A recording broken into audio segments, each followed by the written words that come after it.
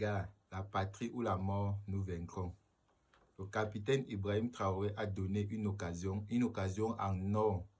Et que si nous la traversons, nous n'aurons plus jamais l'occasion de retomber sur quelque chose de pareil.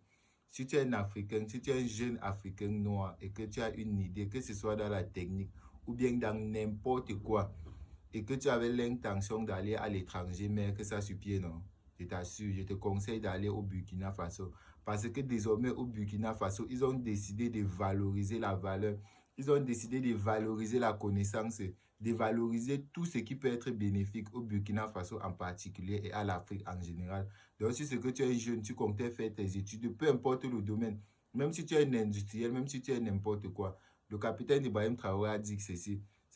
Certaines personnes viendront dire non, tu dois faire ceci petit parce que le Burkina Faso est au niveau petit. Mais il a dit non, il est là pour faire avancer les gens jusqu'au niveau le plus élevé.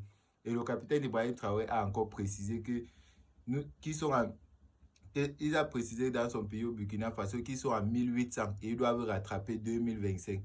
Donc, toutes les occasions de faire tout ce qu'il y a de bon sur terre actuellement non, en Afrique, je vous assure, toutes les occasions là sont ouvertes au Burkina Faso. Et en plus de ça, même encore, pour l'amour, son amour incontournable pour les Africains, il a décidé de rendre le visa gratuit. Donc, si c'est que tu as une idée, tu as n'importe quoi, mes frères, je vous exhorte, plutôt que d'aller en Europe, plutôt que d'aller dans les pays qu'on va passer, plutôt que d'aller en Europe ou bien dans les pays qu'on va passer le temps à vous martyriser, à vous injurier, à vous rappeler que vous n'êtes pas les frères de là. Mieux vous allez au Burkina Faso. Si tu es noir africain et que tu comptes te développer, va au Burkina Faso, t'assure.